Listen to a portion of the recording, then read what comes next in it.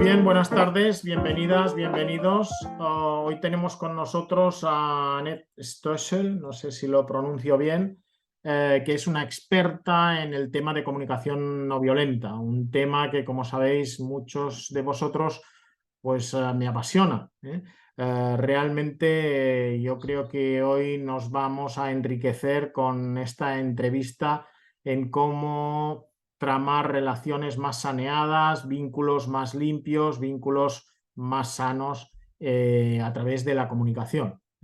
Gracias por atender esta llamada de Keydrops y bienvenida a la comunidad. Muchas gracias, Manuel. Encantada de estar aquí. Muy bien. Un placer para nosotros. Si somos realmente violentos, ¿dónde y cómo se plasma esta violencia en nuestras interacciones? Mm. Pues eso es una pregunta interesante para empezar, puesto que el nombre de esa herramienta, comunicación no violenta, ya lo contiene y en forma negativa, para decir algo. Pues la violencia, todas la reconocemos en actos violentos, de pegar, de matar, de insultar también, de agredir, que son agresiones que pienso que con mucha claridad podemos nombrar como violencias, pero luego hay violencias que son más sutiles, por ejemplo, la ironía, el sarcasmo, el ninguneo, que hay cada vez más facetas más sutiles que pueden también herir y tocar partes muy vulnerables nuestros. Entonces, lo que hace la comunicación no violenta es atender a todo el abanico de esas expresiones que podemos etiquetar violentas. Al mismo tiempo, también tiene una mirada hacia su causa, hacia su razón de ser, puesto que cualquier cosa que hacemos con la intención de cuidar necesidades. Esto es tema clave, esencia de la comunicación no violenta, que seguramente ahora seguimos profundizando un poco más en esa parte. Sí, yo creo que también en parte el tema es en el título, ¿no? Comunicación no violenta, para los españoles, violencia lo relacionamos muy rápidamente con agresión, ¿eh? Y realmente cuando hablamos de comunicación no violenta, como tú muy bien indicas, no se trata solo de eso, obviamente, porque una comunicación agresiva obviamente es una comunicación violenta, pero también hay muchos otros tipos de comunicación que de una manera, como tú decías también, pues más sutil, ¿no? Una comunicación invasiva, una comunicación manipulativa, no dejan de ser comunicaciones violentas, ¿no? Comunicaciones que nos molestan y que hacen que el diálogo sea menos fluido de lo que uno desearía. Y con lo Mm. cual, pues eso dificulta obviamente las relaciones más saneadas. Visto en positivo, traduciendo un poco en positivo, ¿cómo podemos crear conexión y una base para entendernos más fácilmente, enriquecer nuestras vidas y mantener este tipo de diálogo más fluido con la gente que viene a nosotros, con nuestros interlocutores? Pues gracias por la pregunta. Ahí recojo un poquito que hay dos partes en la comunicación no violenta, dos niveles, podemos decir. Que está por un lado la gramática, que la comunicación no violenta realmente da una guía clara de cómo podemos mejorar nuestras relaciones comunicando, cómo podemos expresarnos de una forma que cuida tanto a mí como a las demás. Y por otro lado está la intención, porque cuando solamente aplicamos esa gramática, esa estructura de forma fría, no vamos a llegar a ningún lado, incluso podría convertirse en una herramienta que llega a manipular o que se podría utilizar para manipular. La esencia de la comunicación no violenta se expresa ya en esa traducción del sánscrito, que es ahimsa, que quiere decir la intención de no herir. Y esto también conectando con Gandhi se tradujo en no violencia, una palabra sola que se escribe juntos. Como una expresión que abarca un concepto que es muy amplio y que es muy profundo. De ahí qué es lo que nos conecta, lo que nos ayuda a conectar con las demás personas y disfrutar de nuestras relaciones. Ahí la comunicación no violenta nos da dos indicadores muy importantes a las que prestamos atención, que son nuestros sentimientos y nuestras necesidades, siendo las necesidades no carencias, sino motor de vida, siendo las necesidades, digamos, esa energía vital que nos habita a todos y que hace que estamos haciendo. Y lo hacemos eligiendo formas, maneras, estrategias que conocemos, que pensamos que ayudan a cubrir esas necesidades. Al mismo tiempo, muchas veces no estamos conscientes de lo que realmente necesitamos. Y de ahí se crea ya un pequeño lío por falta de claridad, por falta de conocimiento de cómo estamos funcionando de forma psicológica, ¿no? Porque no podemos olvidar que Marshall Rosenberg, que creó la comunicación no violenta, era doctor en psicología, y este sistema atiende a nuestra psique y su funcionamiento. Y cada vez que profundizo yo más en la CNV, pues tengo que decir que atiende a todos los ámbitos de nuestra vida. Y eso es fascinante, maravilloso y me permite descubrir cada vez nuevos aspectos. Absolutamente, absolutamente. Yo también estoy fascinado por esta cosa que parece milagrosa, ¿no? La gente que hace un curso de comunicación no violenta, yo creo que todos hemos experimentado una transformación realmente asombrosa, ¿no? Como en tan poco tiempo, porque obviamente pues hay muchas otras disciplinas, muchas otras, digamos, aprendizajes que también ayudan al cambio y a la transformación. Pero la comunicación no violenta, bajo mi punto de vista, no sé si estarás de acuerdo, es una de las cosas que más rápidamente notas los efectos, ¿eh? Si realmente aplicas el protocolo o aplicas la filosofía que nos transmite Marshall Rosenberg y todos sus sucesores, pues realmente hay un cambio muy rápido en tus relaciones.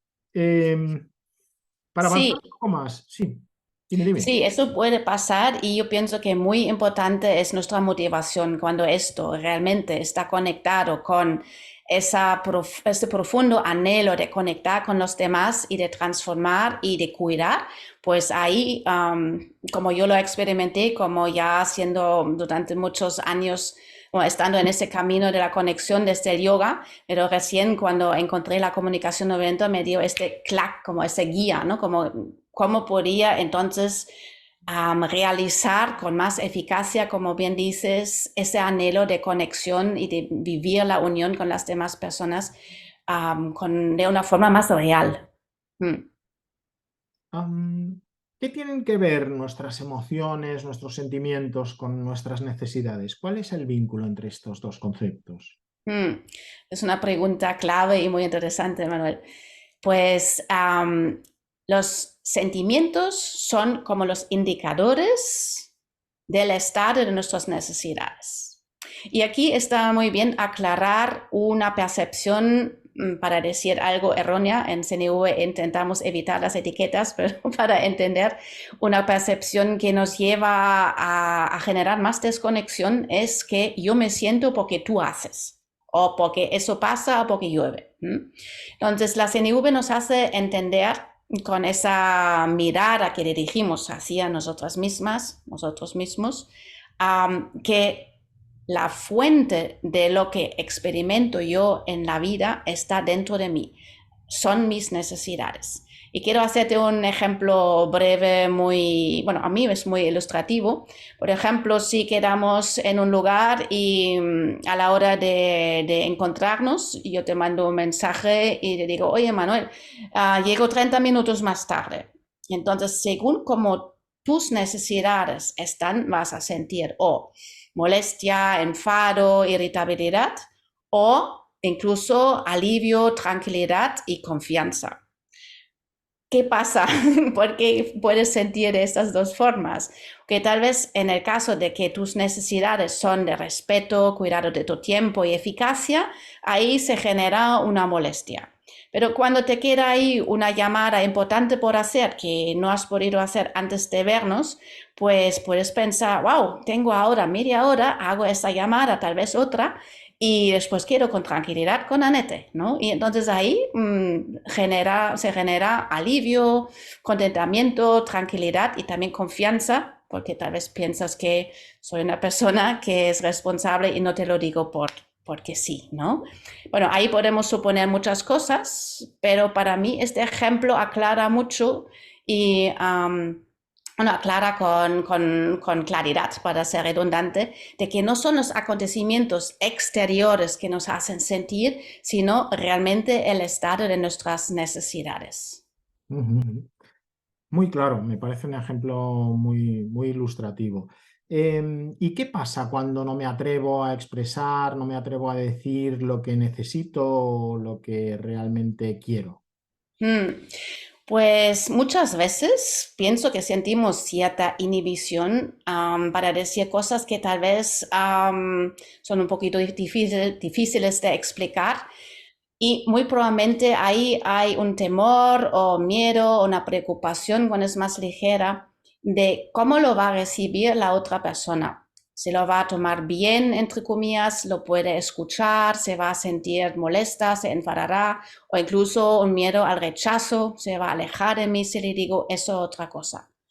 Entonces, ¿qué aporta ahí la comunicación no violenta? Nos aporta una conciencia y realmente también podríamos llamarlo fórmulas con las cuales podemos hablar de nosotras, evitar la culpa que tan presentemente circula en nuestra sociedad judío-cristiana.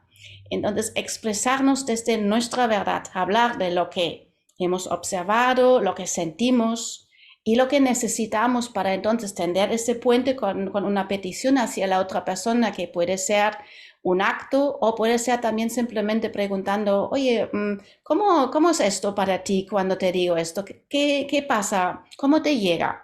Y de ahí como mi interés en cómo estás tú. No solamente te lanzo lo que yo quiero decir, sino cuido esa conexión que a partir de ahí puede darse en una escucha consciente y en una expresión honesta, que son estos intercambios de las dos vías comunicativas. Ujú. Sí, esto me da pie un poco a la siguiente pregunta que te quería hacer, ¿no? ¿Qué vínculo hay entre la empatía y la comunicación no violenta? Pues un vínculo indisoluble, un vínculo central, porque es un poquito lo que antes dije, la comunicación no violenta ofrece una estructura, ofrece incluso unos elementos que al inicio conviene presentar como pasos para comunicarnos, los que luego podemos utilizar en un orden que nos sienta más cómoda o más natural. Pero si lo hacemos sin empatía, sin esas ganas de conectar con el otro, sin tener en cuenta sus necesidades, sus sentimientos, entonces no vamos a llegar muy lejos. La empatía es como el aceite que hace funcionar el motor que puede ser la comunicación no violenta. Es una mirada en la que no solamente busco, sino también realmente me atrevo a imaginar lo que tú puedes sentir y necesitar. Y te lo pregunto sin interpretarte, sin decir, tú eres porque tú tienes que y necesitas. No. Entonces, esto generaría nuevamente en otra persona un tipo de defensa como poco, ¿no? Porque a nadie le gusta ser interpretado o que alguien le diagnostique como lo que está pasando dentro de él o ella. Entonces, la empatía es una forma de conectar con la otra persona que considera los sentimientos y necesidades posibles sin interpretar, sin decir que yo sé lo que te pasa. Y al mismo tiempo, también esa empatía es muy importante que también la aplique es importante que aplique también esa empatía conmigo misma, la autoempatía. Porque ¿quién no conoce esos diálogos internos en los cuales nos machacamos a nosotros mismos, ¿no? Ay, qué burra, conmigo no hay como hacer las cosas, como una autocrítica que puede resultar realmente también muy violenta, ¿no? Entonces, empezamos con nosotros mismos y vamos a llevar toda esa comprensión y ese amor que se genera desde ahí, vamos a dejar que circule tanto entre nosotros mismas como con las demás personas. Sí, muy interesante, claro. Em, por concretar un poquito más, ¿cómo puede la comunicación no violenta mejorar las relaciones con nuestra pareja, con nuestro jefe, con nuestro compañero, con el interlocutor que nos encontramos? Sí, muy en concreto, la comunicación no violenta justamente está necesario en estas relaciones cotidianas que tenemos todos. Y ahí tenemos la posibilidad de primero ver dentro de nosotros qué nos pasa. Porque a veces pensamos, porque el colega o la pareja hace esto y esto nos hace sentir de X forma.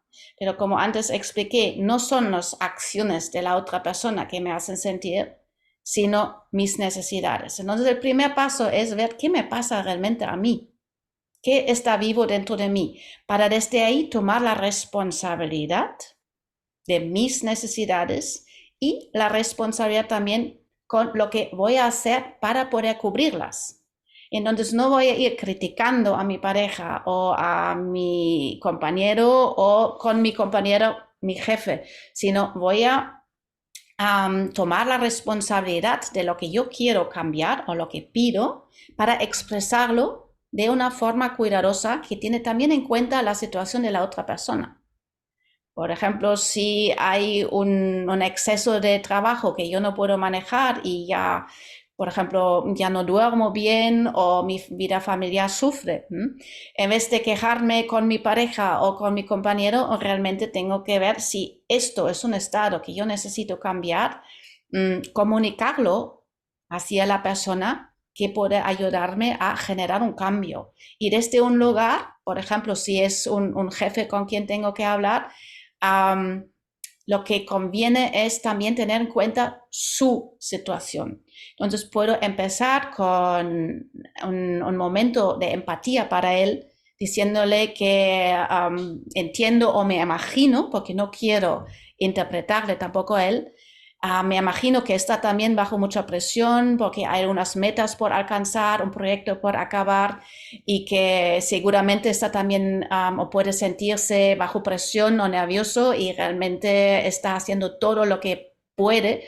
lo que está en sus manos para que se alcancen estas metas y que este proyecto salga adelante con éxito.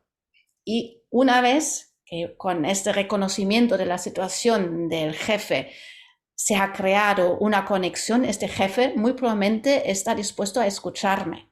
Porque cuando vengo con una queja directamente diciendo lo mal que está todo, pues muy probablemente entra en defensa, cierra y hay muy poca posibilidad de que se desarrolle ahí una conversación nutritiva. Entonces, después de haber empatizado, pues pido que también me escuche a mí y que pueda yo explicar cómo lo vivo y qué, digamos, qué malestar estoy pasando y qué pido. O si no tengo una petición clara, porque sé que es compleja la situación empresarial, pues tal vez puedo pedir que si hay posibilidades de sentarnos en otro momento con otras personas involucradas para encontrar soluciones que cuidan a tanto el resultado empresarial como a mí, a mi familia y mi salud al final. Antes hablabas de ese diálogo interno que todos tenemos, ¿no? De un blanco y un negro, o un yin y un yang, ¿no? Esa integración necesaria de polaridades. ¿Cómo ayuda la comunicación no violenta a la gestión de mis emociones, ¿no? De la rabia, del enfado? En ese Mm. sentido, no solo de puertas afuera para gestionar mejor mis relaciones, sino mis relaciones conmigo mismo. Conmigo.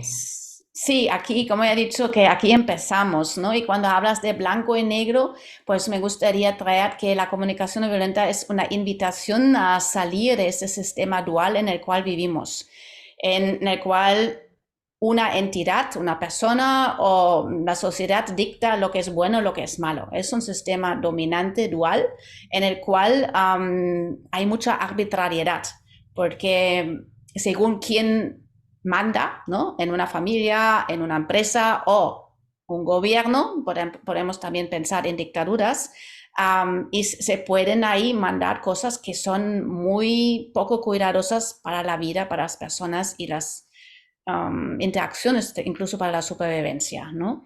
Entonces, lo que hace la comunicación no violenta es llevar la atención desde este enfoque dual, bien-mal, a lo que son nuestras necesidades, que es un factor que nos une en vez de dividir.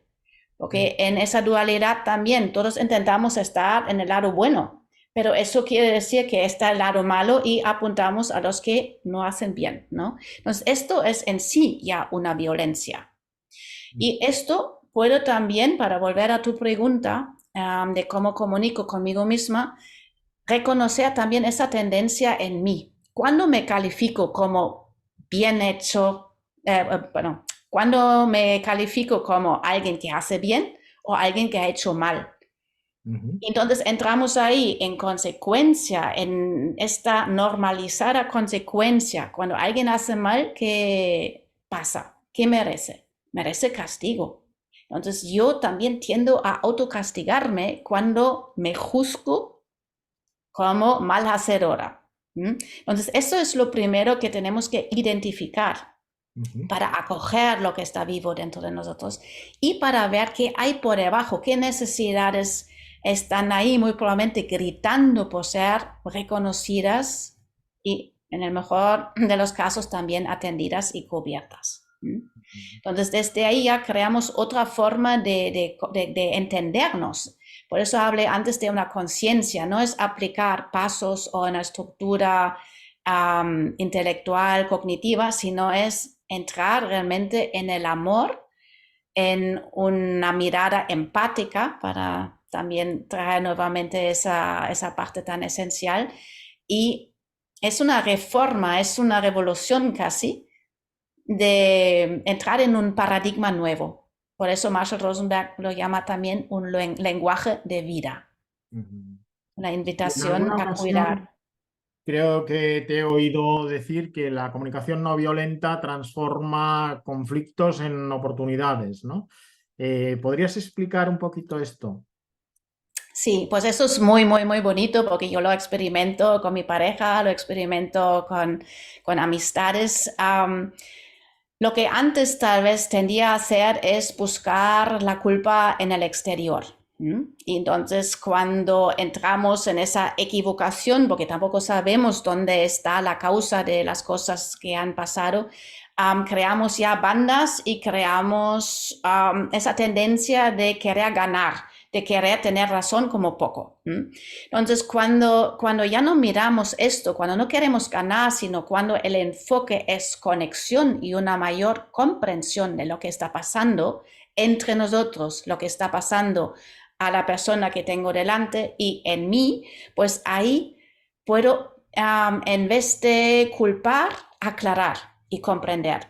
Ahora, me repito un poco, pero es importante entender esto, de comprender qué motivaciones estaban activas, qué necesidades vivas, para ver de ahí, pues tal vez he encontrado o elegido una estrategia, una forma de actuar que pensaba cuidar necesidades, pero no lograba hacerlo, o que no estaba considerando necesidades vivas en ti en ese momento. Y cuando aclaramos esto, cuando aprendemos a escucharnos con el corazón abierto, desde una conciencia empática, pues ahí ya no nos clasificamos con alguien que ha hecho algo mal, sino tal vez que ha sido una estrategia que no logró cuidarnos. Y desde ahí, pues es mucho más fácil encontrar otras estrategias, otras nuevas formas de hacer para cuidar los dos lados. Y de ahí ya no salimos como alguien que ha ganado o ganar un poquito más por un compromiso, por algo que, bueno, tú haces esto, yo otro, donde al final no, todos sienten como un poco de descontentamiento, ¿no? Y desde esa propuesta de la comunicación 90 podemos salir realmente con celebración. Eso me pasa con mi compañera Conchi, que es también formadora como yo. Estamos desarrollando ahora un curso para comunicación no violenta y ahí, claro, que pasan cosas que haces tú, que hago yo, y es tan bonito ver que hay tanta confianza y esa herramienta realmente ya rodada que al final celebramos poder haber eliminado malos entendidos, dudas, cosas que no han sido tan eficaces. Ujú. Tal vez alguien podría entender o malentender que la comunicación no violenta nos lleva a personas como más permisivas, como más Mm. sumisas, personas más complacientes, ¿no? Que ceden con mayor facilidad. Pero esto no es así, ¿verdad? No, para nada. Es muy bonito, le agradezco mucho esa pregunta porque ahí hay esta percepción y claramente no es así, porque en primer lugar me atiendo a mí misma. Y eso no es desde un egoísmo, sino eso es desde mi responsabilidad, desde la responsabilidad que yo acojo conscientemente de mis necesidades. De ahí tampoco voy a responsabilizar a nadie exterior que tenga que cubrir mis necesidades. La CNV cultiva esas ganas de contribuir, de que podamos ayudarnos mutuamente y contribuir a que nuestras necesidades se vayan cubriendo de la mejor forma posible. Pero eso no nos lleva a esas personas buenas que dicen sí a todo, porque también aprendemos a poner límites, a expresar lo nuestro y sobre todo vuelvo a la responsabilidad, porque cuando entrásemos en el sí a todo, en este buenismo, pues podemos también conectar o entrar en el sacrificio. Y cuando nos sacrificamos, cuando no escuchamos, no atendemos nuestras necesidades, entonces a lo largo o no tan largo, medio plazo, la relación va a sufrir. Porque imagínate, yo hablo mucho y tú no sabes decir, bueno, Anette, es como, para mí es mucho, es demasiado, no tengo tanto tiempo o también me carga lo que me cuentas, ¿no? Que no sabes poner un límite. Lo que va a pasar es que vas a evitarme. Vas a decir, bueno, ahora no puedo, ahora solamente tengo 5 minutos y yo pierdo a esa persona con la que me confío y entonces voy por detrás, pero ya empiezo a sentir como inquietud, malestar y noto que algo va mal y tú me evitas y la relación está dañándose. Esto pasa cuando o simplemente yo enfermo o tú enfermas cuando seguimos con una actitud de sacrificio, porque cuando no cuidamos nuestras necesidades, nuestro sistema se desequilibra y eso puede pasar tanto a nivel fisiológico, de salud corporal, como a nivel mental. Y al final pagamos un precio que mucha gente está pagando desgraciadamente, que también las enfermedades somáticas están muy frecuentes, ¿no? Un poco para ir acabando, aunque este tema me parece interminable y yo creo que necesitaremos otra entrevista o otra charla porque esto da mucho de sí, ¿eh? Pero para ir acabando esta primera andanada de introducción, no sé si nos podrías poner algún otro ejemplo práctico de la eficacia, de la eficiencia que tiene la aplicación de la comunicación no violenta a nuestras relaciones personales o profesionales. No sé si tienes algunos ejemplos que nos pueden ayudar a ver que esto vale la pena. Sí, gracias. Pues vale la pena porque no es ninguna pena. Eso primero. Porque cuando entramos en esa conciencia, la primera persona que se beneficia somos nosotros con este diálogo interno, ¿no? Y tal vez hago el ejemplo, como ya he hecho un ejemplo o dos hacía con personas exteriores, con la situación laboral, tal vez hago un ejemplo conmigo misma cuando, por ejemplo, he hecho algo que luego me arrepiento, ¿no? Como por ejemplo he gritado a mi hija. Ponemos un ejemplo, yo pienso que muchas madres o muchos padres se ven ahí reflejados, a lo menos a mí me ha pasado, y entonces podemos decirnos qué mala madre soy y qué violenta, y esto haciendo comunicación violenta, ¿no? Todavía peor. Sí, sí, Entonces, me eso nos gusta, pasa a todos. Sí, y me gusta mucho traer esta conciencia de que Marshall Rosenberg decía una cosa, cada cosa que vale la pena ser hecha, vale la pena también ser hecha de forma imperfecta. Entonces, de ahí quitarnos esa exigencia de perfeccionismo. Y también la libertad de decidir en cada momento, ¿aplico la comunicación no violenta o no? Porque no quiere decir que a partir de ahora entro en un nuevo paradigma de bien-mal y cuando la aplico soy buena xenobista y cuando no la aplico soy mala xenobista. No. Entonces de ahí realmente conecto con mi libertad y con mi responsabilidad de saber cuándo la aplico o cuando logré aplicarla, porque a veces también es que tengo la intención y luego lo que ocurra haga que pierdo las riendas y, por ejemplo, pego un grito. ¿Y qué hago entonces? Puede lo que primero nos sale y que tan ensayado está en nuestra sociedad es culparme por ser mala madre, por ser violenta, por X cosas.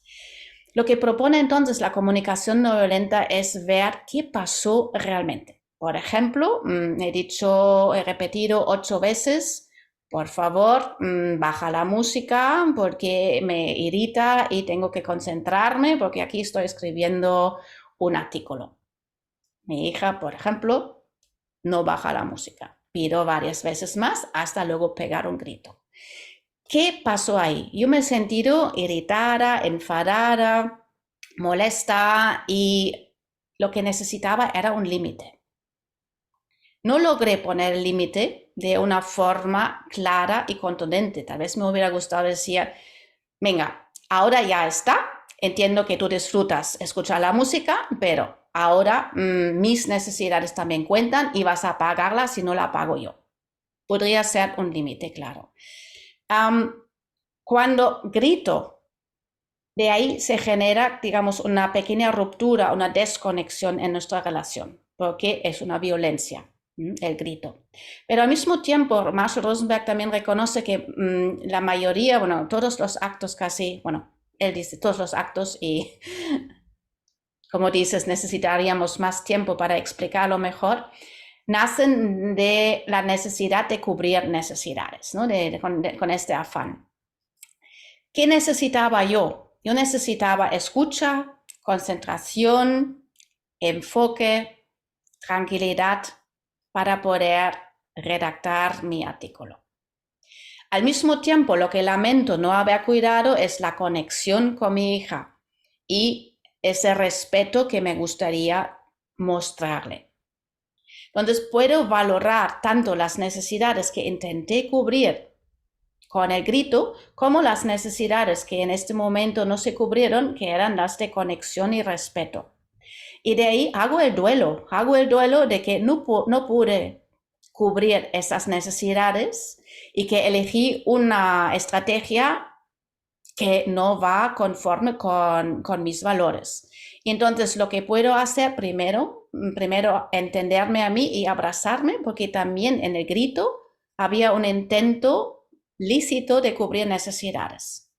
Aunque hay un arrepentimiento mío que cuando lo hago de una forma consciente me puede llevar al aprendizaje en vez de a la culpa, ¿no? Porque estoy consciente de las necesidades, estos grupos, ¿no? Las que quería cubrir y las que no logré cubrir. Soy consciente de lo que pasó y de ahí aprendo cómo lo quiero hacer la siguiente vez.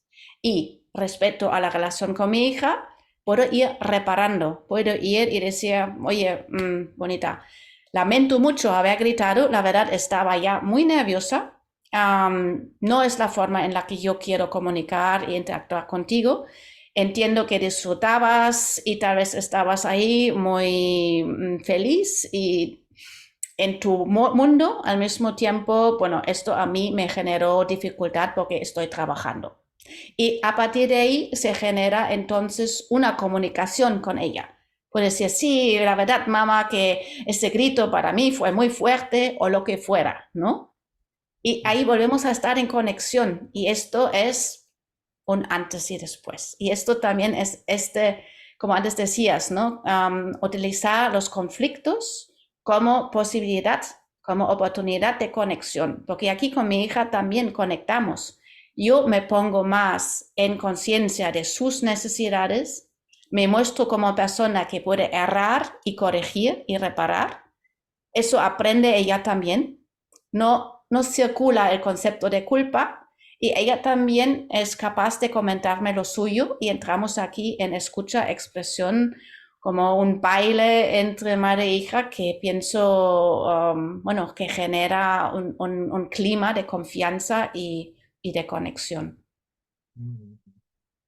Bueno, está clarísimo que esto da para una tarde, una mañana o una semana. Muchísimas gracias, Anet, por esta pequeña introducción que nos hace pues, desear volver a vernos pronto y poder profundizar. Obviamente estás invitada a partir de enero a repetir esta entrevista, a hacer una charla o lo que te apetezca con la comunidad de Keydrops.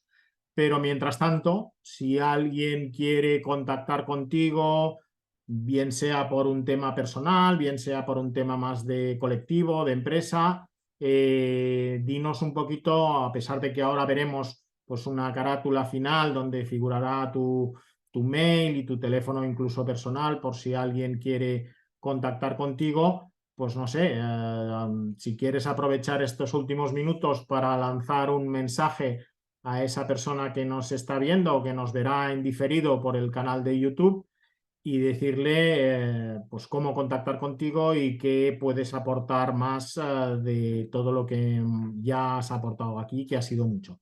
Muchísimas gracias y bienvenida a Keydrops. Bueno, pues gracias, gracias por esta oportunidad de comentar un poquito más. Pues yo soy terapeuta, arteterapeuta y en formación con la terapia de sistemas de familia interna.